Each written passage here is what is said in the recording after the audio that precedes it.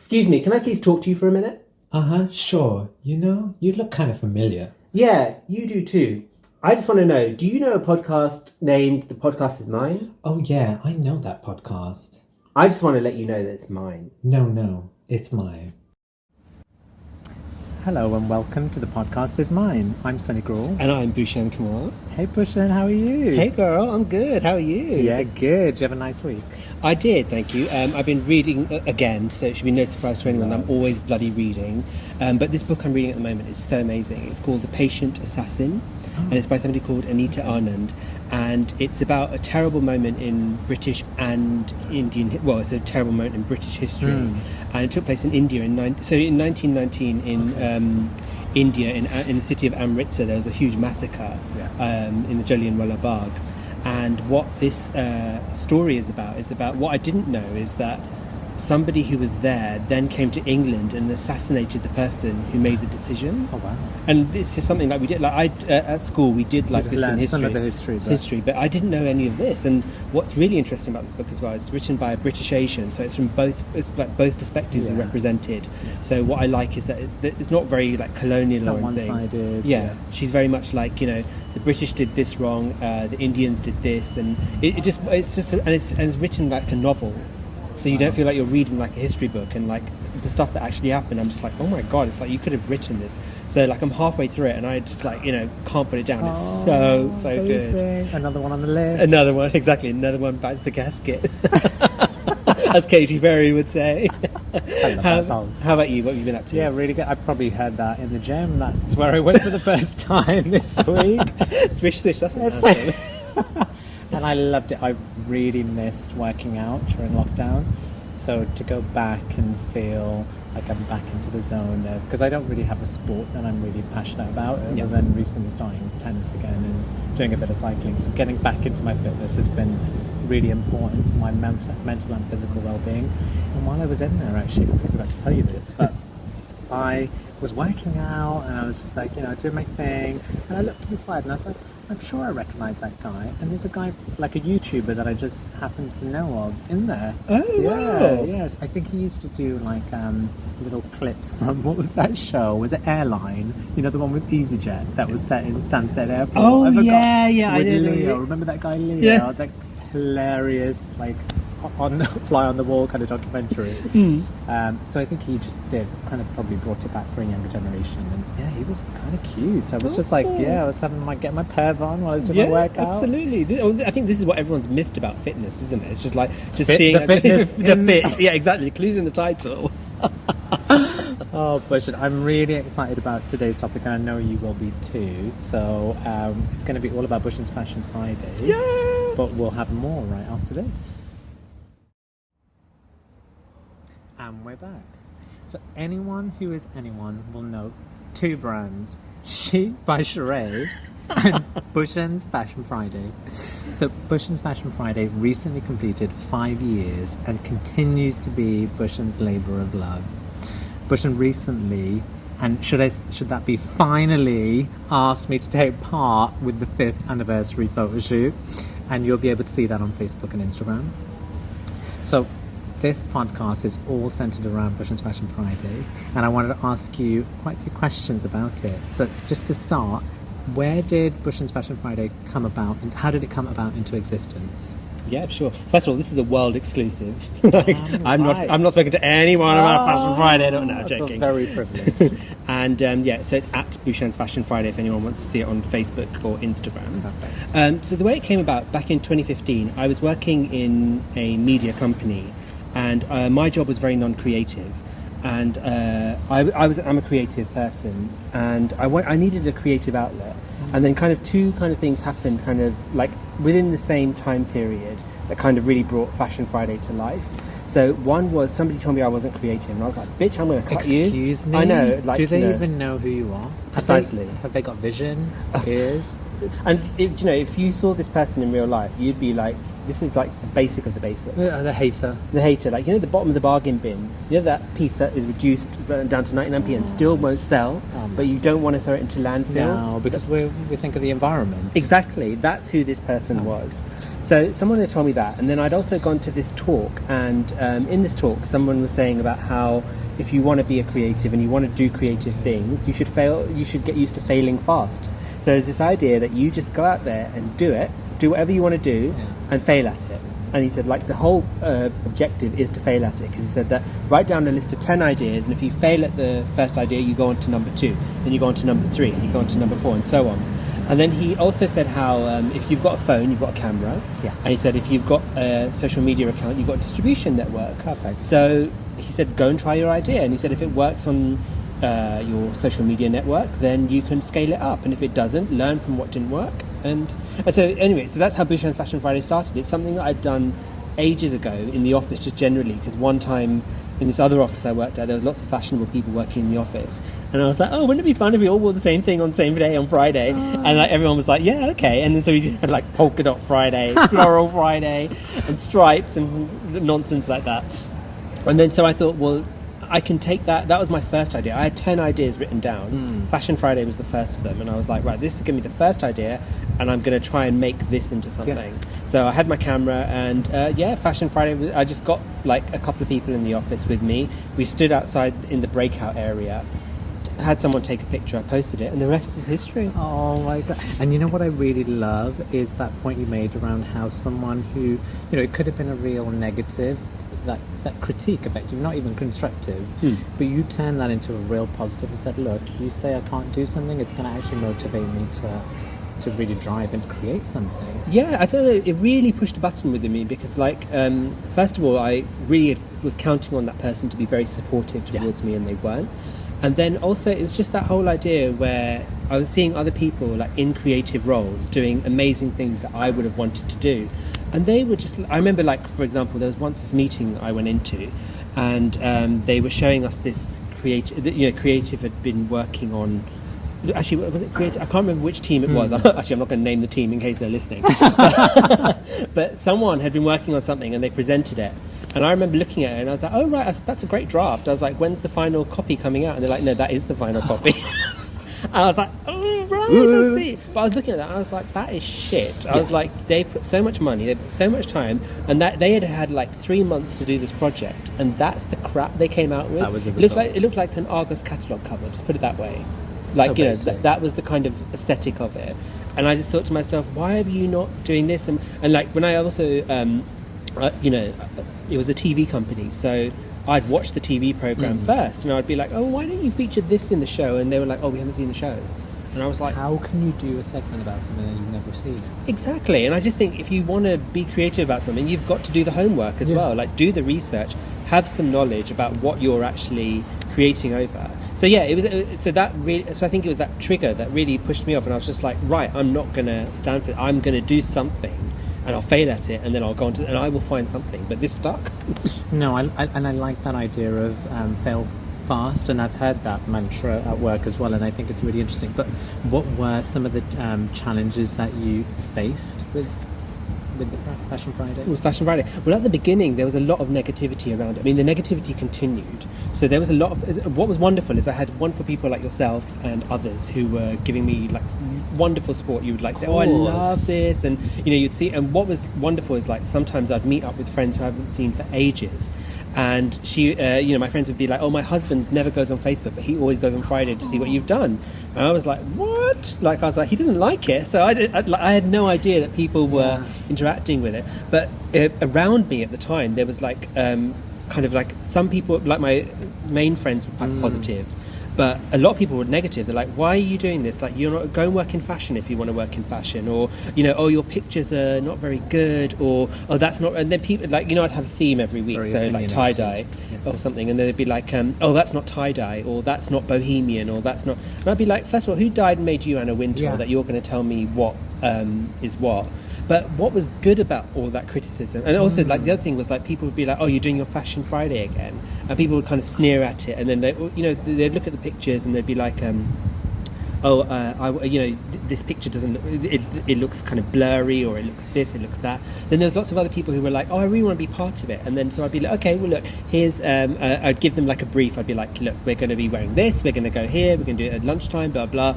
It'd come to the moment, and they'd be like, oh no, I can't be bothered now. And you'd be like, bitch, you've been on my been on my arse since God knows when. But the good thing about all that critique was, once again, I flipped it around, because like when people would say stuff like, oh, your pictures are blurry, I was like, right, I need to get a better camera.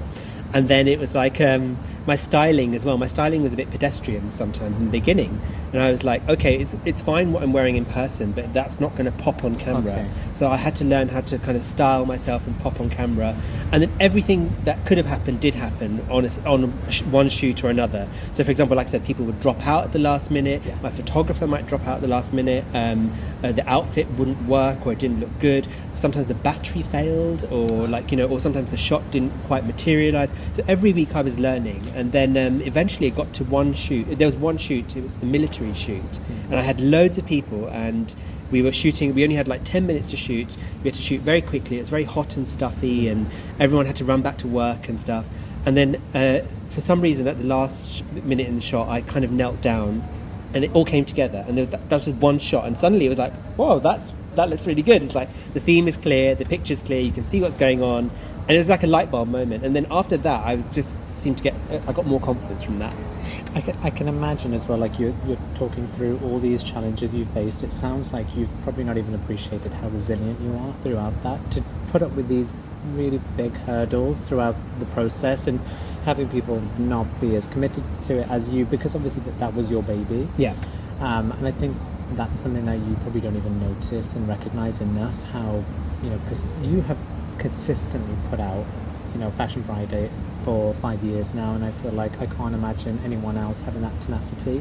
So I feel like you need to give yourself a really big pat on the back, because we've been really proud. And I know when you say you've had a lot of support from your friends, it's interesting when you say that your friend's husband had looked at it. I've got even friends of mine, because when I react to it, they must know that I've reacted to Bhushan's Fashion Friday, and they've said, who is this guy Bhushan? And they've wanted to so one of my friends had said that to her. She was like, I love it, I absolutely love it. So there'll be a lot of people that probably are looking at it, and maybe not even directly hearting it or something, but they are appreciating it. Yeah, and that was the big kind of reveal to me, because when it was seeing people, and also like seeing yourself, and like I remember how you were saying, oh, I love when you did this, and I love it, and I was like, wow. I was like, the kind of thing that, because I wasn't hearing it from my kind of immediate circle, as it were. But everyone else, it was coming, like, when people people who didn't know about it, when they would see it. And what was really interesting is it boosted my profile in the company like nothing else. They're like, you're the fashion guy, and suddenly that was my brand. It was like, you're the fashion boy. So I had to go to Cannes for a work trip. Such a hard job. Your Cannes stories, they're always my favourite. And the thing was, when I went to Cannes, I was like, right, I'm going to have to, this is my first kind of proper business trip. I'm going to have to work really hard. And all I had to effectively do was push a button. That's all I was there for. So I was like, well, damn it, I'm going to be the most fashionable button pusher. And I was like, I'm just going to turn this into the Cannes Film Festival, kind of like, So I'd have like 3 outfits, I'd have a theme, I'd be like walking around, I'd be like, when there was a quiet moment, I'd be like, can you take a picture of me here? Can you take a picture of me there? And it really turned, and what was interesting is again, I didn't realise I was learning about branding then as well. Like I learned that that was suddenly my entry card into everything. Wow. Because if someone in the company didn't know me, what conversation starter. Yeah, and what was great about it as well was there's so many people I wanted to work with within the company as well, but professionally our paths would never cross, because I was in like an operations role and they were in a creative role. This was a great way to kind of get people who I wanted to work with me. Like, I even got the CEO to do it. I was just going to ask you about that. I remember that iconic photo shoot with the female leadership. Yeah. And honestly, they were so excited. Tell us about that. That was amazing. So there was this work event in December 2016, I think it was, I want to say, yeah. And I remember I was with, there was a global head leader, and she was like, who do you want to meet we were in the room, and like we were just chatting away, and she's like, is there anyone here you want to say hello to, or you've always wanted to speak to? So I just saw the CEO in my line of vision, and I knew she was good friends with her, so I was like, I want to say hi to the CEO. So that's really intimidating, isn't it? Oh, it was a real kind of bold brass move. And then I went to meet the CEO and we were chatting and she's like, oh yeah, I love your Fashion Friday. And I was like, bitch, how do you know about it? Because I had no idea that she had like been, people around her, like, you know, the executive assistants and others had been reacting to it. So naturally, I don't know why in my head I had this vision of like, you know, the board of leaders being really like high up and not bothering with what the plebs were doing. But she clearly She's knew. really connected to the stuff. And I think that's kind of makes me feel really empowered to know that. It did. It was just kind of, it was a real kind of wow moment. And then I was just like, do you know what? It's like kind of now or never moment. I just said, how would you like to do a Fashion Friday? And she's like, okay, talk to my PA about it. And I was like, right. Oh my God. And then I was on such a high. I went to the lady who introduced me as well. I'd said to her, right, you're going to be in this Fashion Friday as well. And she said, yeah, absolutely. Okay. And then there was another lady who was the head of like a small digital agency within the company, and she was the first person I spoke to after talking to the CEO, and I was like, oh my God, the CEO, she said she's gonna, and she's like, oh, good for you. And I was like, you're doing it too. I was like, you're blonde, you're tall, you're pretty, you're going to be in this you too. Are in this. You look like a model. Like from far away I'd always admired her style and stuff. I love that. And then I remember, so like I contacted the executive assistants and I was like, right, let's arrange this. And this was like in January, I think, and they're like, yeah, she hasn't got an opening till March. And it's like, oh my God, so, you had plenty of time to prepare that shoot. Oh my God. So you'd think that. So like I managed to get like a green screen studio, and I'd managed to get people to help me. I managed to find a photographer who I'd worked with. It was all going well. They arrived, and then there was, on the day, a couple of things happened which really threw me off kilter. Like in terms of, we got down to the studio and the studio was in use, and I was like, no, I booked the studio from 11 to 12. But the guys who had who'd kindly given me the studio, they're like, look, we've had this last minute thing come in. We can't say no to it. And it was like, oh my God. And then luckily they left the studio at 11:30. I was quickly trying to clean up the studio, get it ready. 60-minute makeover. It was like 25-minute makeover, honestly. And then because it was and then the three people came. Then the woman who originally recommended me to the CEO, she dropped out. So I had to get a last-minute A-list replacement. So I was very lucky that the COO, again, I'd spoken to her, and I was just like, I need you. And she was like, yeah, sure, fine. And and then so they arrived, and then I directed them, put them in place. And my photographer had insisted on using his camera. And we were about to take the first shot, and he's like, I'm so sorry, my battery just died. Oh my goodness. And I was just like, I saw my life flashing before my eyes. I was just like, how was he not prepared for this? I was but so luckily I'd brought my camera along as well, just in case, fully charged. See, you're prepared. I was ready, girl. And I was just like, okay, I said, don't worry about this. I said, all right, everyone stay where you are. And what we're going to do, we're just going to change the cameras over. And I said, so I want everyone to think about this and think about that. And I managed to like kind of like divert from the... So you helped them kind of get into a character or some sort of role. Stay in because they were all very corporate, so they weren't used to being like in front. They were used to being behind the camera, not in front of the camera. So I wanted to really kind of make them feel comfortable and just give them that kind of direction, so they held on to it. And that must have been quite exciting for them as well, if you think about it. I know that it's something that you are kind of orchestrating, but to be, giving someone else an opportunity to be creative themselves as well. It's not just you being creative, it's other people that are actually co-starring. Yeah, it was amazing. It was like, I think their normal work day wasn't like that. It was just literally meetings and going here and doing, and like even when they got to go to like great events, like finales, they weren't a part of it. Yeah, they just had to. It was always about networking. It was always about showing face. So this was like the first time they could actually just come and enjoy themselves. And what I really loved is I got the CEO to wear jeans for the first time to work ever. Like I was like, kind of like, is she going to wear them or not? Is she not going to wear? Because I created these detailed mood boards which I sent to them and said, look, this is what I want you to emulate. And what was the theme?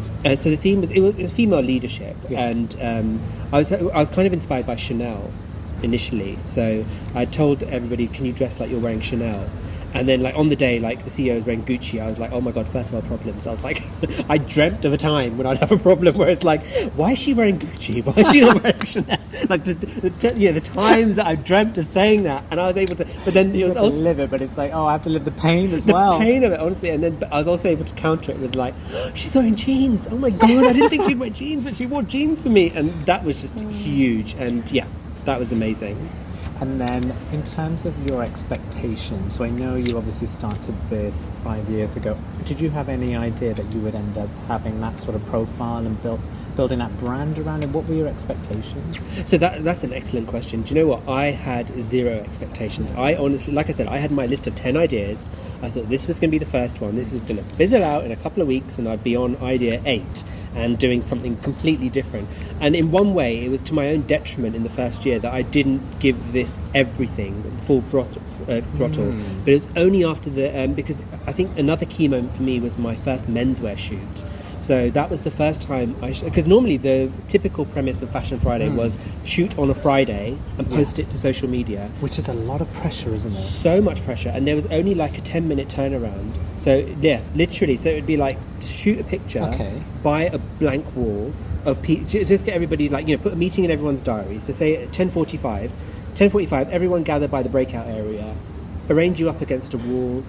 Someone's got my iPad, and they're taking a picture on an iPad, for God's sake. Exactly. Oh behind the scenes, BTS, That's juice. what you see our parents doing. The tea, exactly. You know, there's people on holiday. You see them on the iPad with the cover. That's how we started. Oh my God, this is how so basic. This is how I had no idea what. They were filming that. They would take the picture, and then on the iPad, obviously, I had Facebook on there, so I'd pop it on Facebook. And I didn't even think to put it on Instagram until much later. Like when Instagram slowly rose, because at that time Instagram was 2015, it was still rising, but it's still it wasn't as prolific as it is now. No, exactly. And I was more thinking about how am I going to get this on Twitter and how am I going to do, but my expectations around it were completely zero. But then it turned out to be my calling, like I said, it turned out to be my calling card. It taught me so much. It still teaches me in the process. Like, I love the fact that I can still take someone who has never done something like this before, either behind camera or on in front of the camera, and get them to deliver. And I thought that for me that was like a real revelation, because I was like, I knew I could do that, but I didn't. It's like, girl, I didn't know you could get down like that. You know? It was that Destiny's Child song to the T. Like, shoes on my feet, I styled them. Clothes I'm wearing, I styled them. And bringing the best out in others. Well, and like I said, it was that great way to kind of connect with other people. So my expectations are completely zero. And then in year one, I was like, hold on a minute, you're sleeping on this, because this is actually much bigger than you think it is, and it's going to allow you to do a lot more than you think. No, definitely. So I'm going to be modelling for you soon one day. Yay! I know you have been. Can I just interject? You have been top of my wish list, and for whatever reason, remember we were going to do that Hatton Garden shoot at one stage. We can definitely do the Hatton Garden issue for a while. From 10 years. No, but I am really excited to be a part of it. And I remember whenever I'd see it, the sentiment that you had earlier about when people were critiquing you, I find that really frustrating, because I think, why does fashion have to be so clearly defined and rigid? Shouldn't it be a sense of creative expression from different perspectives? And that's the thing that I felt really excited by, and it made me want to be a part of it.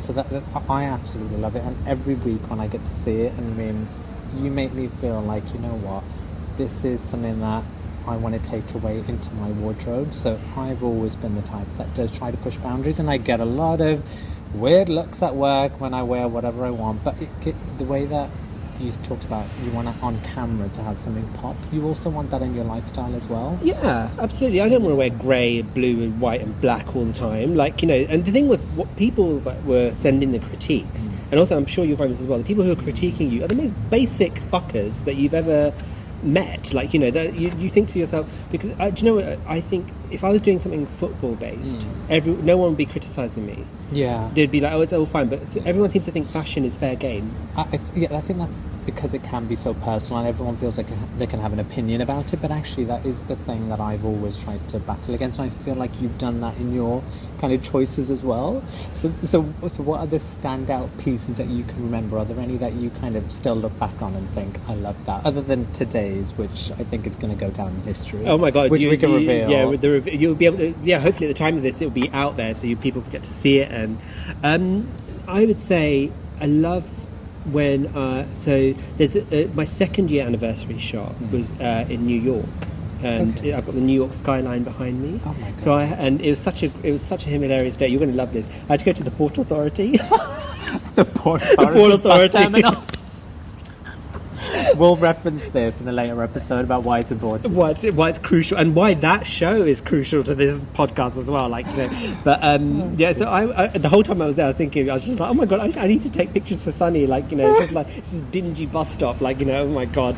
But because I wanted the New York skyline behind me, but you couldn't do that from Manhattan, so I had to go out to Jersey. Oh my God. So I had to get a bus to Jersey, and then it was such a busy day that day as well, because I remember I went and did the shot. So I was wearing this all-in-one black jumpsuit and these the aviators I wore today, because sustainable, #sustainable, still restyling. And yeah, I just remember it was going out there and seeing the skyline and then doing all these millions of pictures, and then I had to get the bus back, and the bus seemed to be taking ages, and I had tickets for Jimmy Fallon. Oh my God, that would have been so much fun. He's so good. It was so good, and Steve Carell was one of the guests. Sheryl Crow was there. Alec Baldwin. I was like, they're literally. And Steve Carell had just done his grey hair, so it was like, oh my God, it was fabulous. I remember I had to get on this bus, and my friend was like, look, the official bus isn't going to be here for a while, but you can get on this bus and it will take you to Manhattan. The Port Authority. And so from Jersey to the Port Authority. And so I got on this bus. Oh my God, have you ever been on a bus in India? Yeah, I remember there being a lot of holes. Yeah. So this bus was just literally, I got on the bus and no one spoke English on the bus, and I was like, okay. And I was sitting there with my jumpsuit. Where were they from? I think they were immigrants from around the world, yeah. And I mean, it was lovely. It was but I just mean in terms of the driving, I was like, this is like the Amritsar to Jalandhar route. Do you know what I mean? He was swerving and stuff. And it was really funny because I was holding on to my bag and kind of being thrown side to side. And also when I got on, I offered money, and he was like, no. And then I don't know how you pay in kind. Yeah. I was like, oh, is it that kind of service? And when I got off, then they took the money from you, and I think there was some sort of legal, depending on how far you went, maybe as a journey.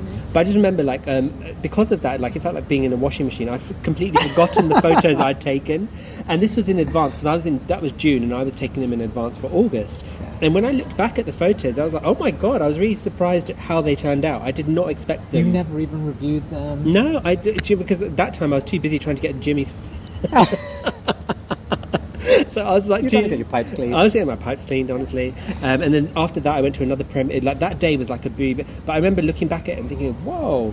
And then there's just there's been so many moments like that where we take the picture, and I'd be like, oh, I'm not sure, because the one thing is I've also learned as well is looking on the viewfinder and then looking on the screen, and you see that they are two completely different pictures. Yeah, so how do you pick a picture? Because I can imagine it's like when you go on holiday, isn't it? We have thousands of pictures. I am an over snapper, but you know what? You need 10 shots to get one sometimes. Well, this is it, exactly. Do you know what? Once again, we quote Saint Tyra. We do. I went through all the film. I go through all the film, and I kind of mark out my favourites, and then when I know what my favourite is, I'll be like, you narrow it down. Because sometimes there have been some shots that I've absolutely adored, everything has come together, but it'll be blurry, or there's a catch. Yeah, exactly. Instagram will crop it, or it doesn't translate on screen what I was trying to get across. But then sometimes you get this. There's other times where, today, in the first 5 frames you showed me, I was like, that shot there. Yeah. We're done. We could already we can finish this right now. Of course, I want to. I want to get my full value for money. You're like, we've got a full real camera in there. Exactly. We're not wasting. How much space you got in there? Yeah, we're going to fill that up, boy. But it was I wanted to get my full you just know there's some moments when the magic happens, and like I said, also going through it and reviewing it a bit more calmly, you actually then see things that you didn't notice before. Reflect, exactly. So like a bird flying behind, or there's one shot where there's dogs walking past, and it was like, oh wow, okay, that actually looks more it adds fashion to the drama, doesn't than it? Trying to pose stiffly and stuff. And then in terms of locations, so you've talked about doing international. A lot of them have been featured in London, obviously. Yes. What is your standout location as well that you've experienced recently? I would say, Soho was forever fantastic. People actually thought that I was going to different places, and I'm like, no, that wall is just round the corner, or that wall is just over there. Yeah. And I would find all these nooks and crannies, which I'm sure you're familiar with. Oh, I know all of them. I'm sure. I'm not that brick. So I'd find all these amazing alleyways and places and wore. Basically, it would start with the creative, really. Like what was I trying to say here? Like sometimes it was a mood where it'd just be like, you know, like cut a bitch, for example. No, right, so I'm going to dress really fiercely, and I'm going to be like, you know, going to wear studs, or I'm going to wear something like, you know, sharp and metallic. And then I'll think, right, what kind of wall would this look good against? So maybe I want like that dingy alleyway where it looks like I've just cut a bitch and I'm just walking back to my car after killing, you know, doing whatever. Or maybe it was like, you know, maybe I wanted to be like, you know, Eve Lom kind of like cover girl. Yes, kind of. A beauty shot. A beauty shot. And then so I think, right, well, let's go to the park and let's go around the greenery. And like nature.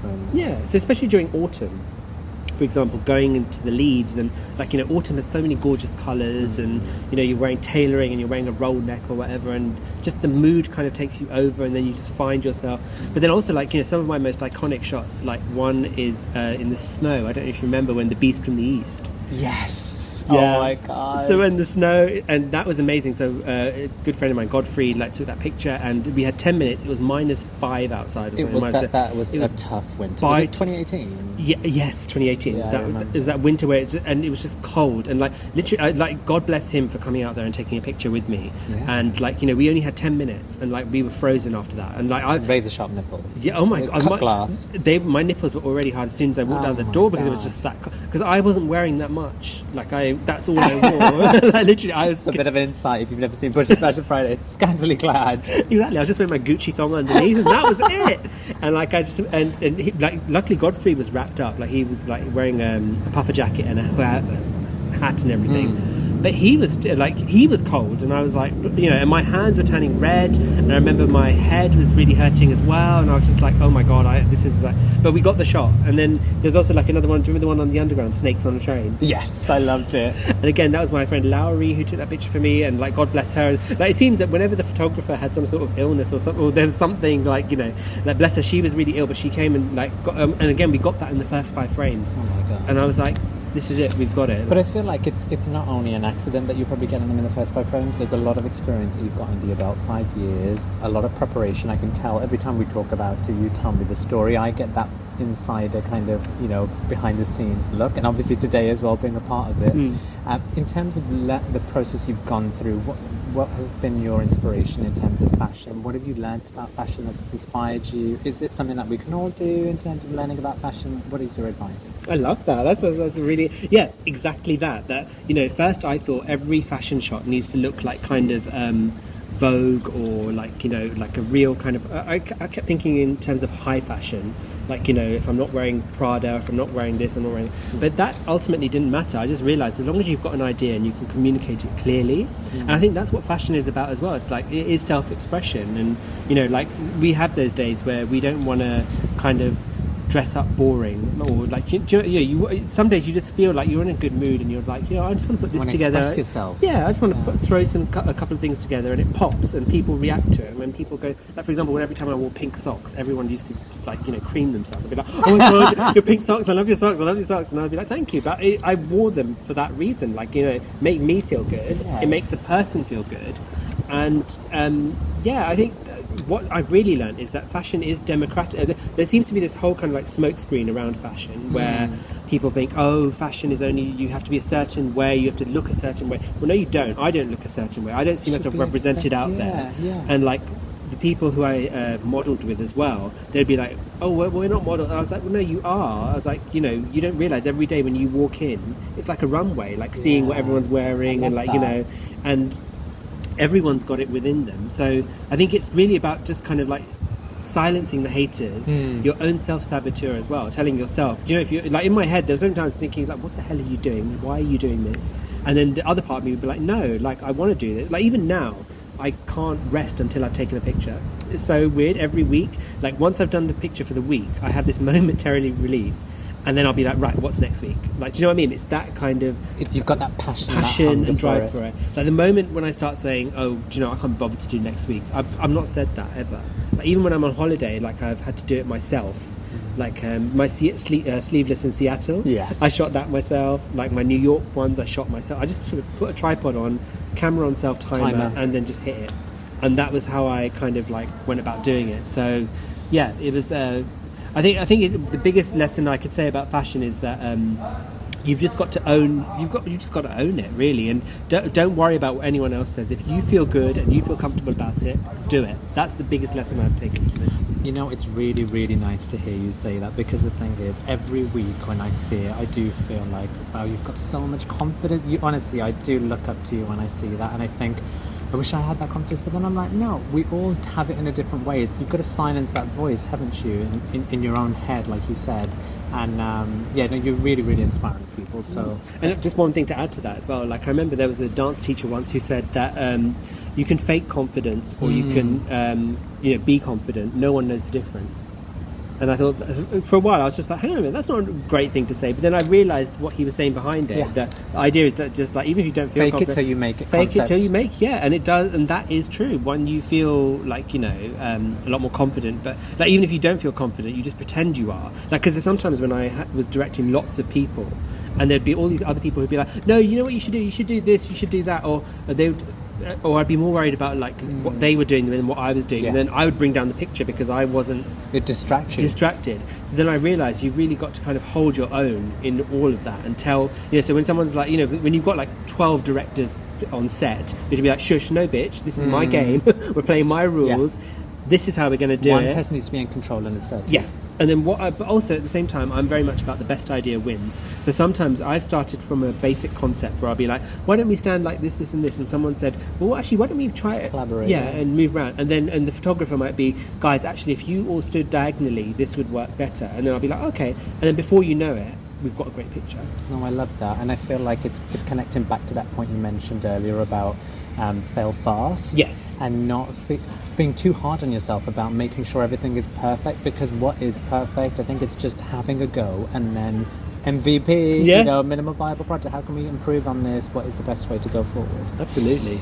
In terms of going forward, so what is next for Bhushan's Fashion Friday, and what is your dream shoot and collaboration, apart from me?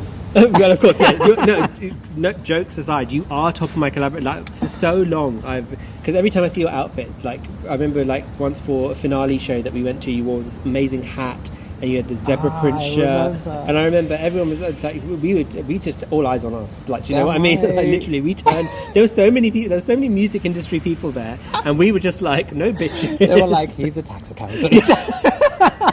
Don't get excited. No, they were literally like, who are they? And we were just like, excuse me, get out of the way. Yeah, exactly. No, we don't want a hot dog, thank you. So yeah, I would say, like, next, I would love to do more video. I'm really enjoying, because I've gone from just like a static picture, and I think also like social media in general now, like, I mean, I think video is, everyone's doing video. It's exciting, isn't it? It's exciting, it's more dynamic, and I feel more confident about like kind of the movement, exactly, and exploring movement, and just being more just being more dynamic, really. And I think like in a picture you can do that, but in a video you can do that even more. So I'd love to do more video.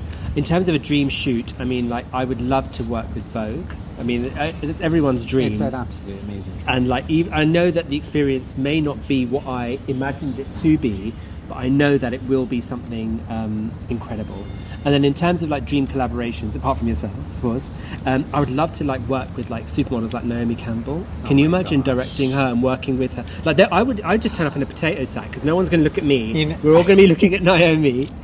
And then, the way this is going to start is as soon as we do the episode about ANTM, we've got that connection to Tyra. Tyra will then have to make Naomi jealous, and Naomi will want to come in, storm in, and shut the show down and be like, look, I'm going to do a Bhushan's Fashion Friday, and this is how it's done. But I still want to do a Tyra shoot as well. Like, I want to shoot with Tyra. When Tyra, like, with the winner, when she would always like pretend like she was their mother or something, like, the kind of smiles, like, literally gripping them for dear life. So you're like, ow!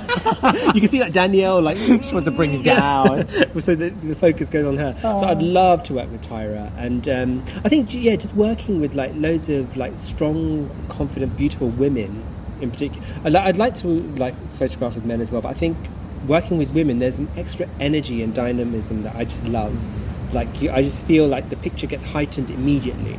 Like, women are so, like, I used to, all the girls around the office were kind of, all the women around the office were always like, he's so weird, but I'd always be like, you're so beautiful, and you're like the whole idea of, and like, sometimes like they didn't realize how amazing they were and I'd be like, you are incredible, like you've got this vibe that like everyone wants. Like some girls would just come in with like a pair of jeans and a top and their hair tousled, and everyone would be like, wow, like, or some of the other girls would be like tailored to the max, and you'd be like, you look so good. Like, and I don't think they realised how good they looked, and then there'd just be me like kind of like giving it Tyra, like, you're giving me like Sprung, like, you're giving me Elle, you're giving me Harper's Bazaar, you're giving me Teen, you're giving me Miss Vogue, like, I sort of love it. So I think that some sort of collaboration like that would be amazing with an established platform, and kind of bring Bhushan's Fashion Friday vision and marry it with theirs. I would love that. Would be that's the next big thing that I really want to do in the next 5 years. And that's what we would love to see. We'd be very excited to see the future, and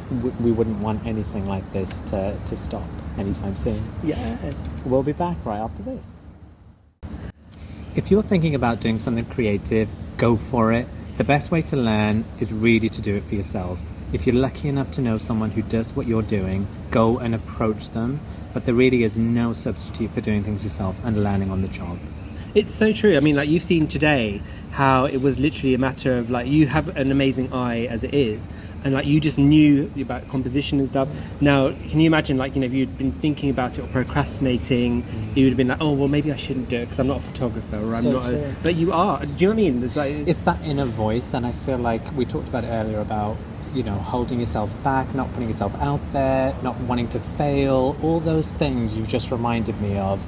Actually, I'm going to ignore that. And one of the things I feel like is doing this, what we're doing right now in terms of the podcast, it's one of those things that puts yourself outside of your comfort zone. And I think with fashion, it's something you can do every single day, and you don't have to do it for anyone else. Even though it's nice to get that reaction, it is. I feel like I dress up for my personal mood of that day. And I really do think Bhushan's Fashion Friday is giving people a lot of confidence to do a lot of what they're really inspired by, especially when it comes to their own personal style. oh, such a sweet thing to say. Yeah, I mean, I hope that's what I hope. Like, I hope that people look at it and first of all, they see something that they don't regularly see, because our feeds are all full of curated and like polished, and it's been gone through so many marketing minds and blah blah blah. And just to kind of have a go, I think that is really the big sentiment behind it. And I think if you don't try, you don't know. And the fact is, you never know. You might try it and you might think maybe it's not for you, but then you'll get closer to what is for you. And then if it is for you, then you can be like, right, well, how do I do this? Because the other thing as well is it takes practice. Like, you have to, it doesn't just come out of nowhere. The first few are always going to be a bit ropey, or but if you can learn from that and say, Not right, too much pressure on yourself. yeah, exactly. So you can say that, right, last time I didn't do this, I'm going to make sure I've done that this time. And then I'll guarantee you something else will emerge. But then you'll be like, right, I'm going to confirm this, or I'm going to do it. And before you know it, you've got a whole process in place, and you can follow through it and then take it to wherever you want to go. I think everyone's got a bit of homework, haven't they? Everyone listening needs to do something that they've been challenging themselves with but haven't. Now is the time to start. Exactly. And let us know if you do. Like, you can like follow us on the socials. Like, we're on Facebook and Instagram, The Podcast Is Mine, and on Twitter, Podcast Is Mine, because we can't put a the in. Or you can email us at thepodcastismine, which is all one word, at gmail.com. And if you've been thinking about doing something, or you do something and you go and try it out, let us know. Like, we're like the biggest we cheerlead for, like, We do. We love to support. We love to Oh support. no, we can be shady queens. Yeah, we are the mean girls. Like, you can't sit with us, but we will cheer for you. We will definitely support. Yeah. And how do we get to Bhushan's Fashion Friday? Oh, yeah, so Bhushan's Fashion Friday is on Facebook, Instagram, and TikTok. And if you just look up at Bhushan's Fashion Friday, it's all one word, BHUSHANS, and then Fashion Friday, all one word. And you can see the pictures that we talk about. You can see Sunny's incredible 5-year shot, So which I'm so grateful for. I mean, like, I can't wait for everybody to. There's only one more thing to say. Oh, It's time for you to throw in the towel. Excuse you? You need to give it up. We hope you've enjoyed listening to The Podcast Is Mine. Please don't forget to like and subscribe to our podcast. And of course, share it with a friend if you think they'd like it too. You can also follow us on all the socials. So we are on Facebook and Instagram at The Podcast Is Mine. On Twitter, we are Podcast Is Mine. Or you can email us at thepodcastismine, that's all one word, at gmail.com. Oh, and one more thing, the podcast is mine.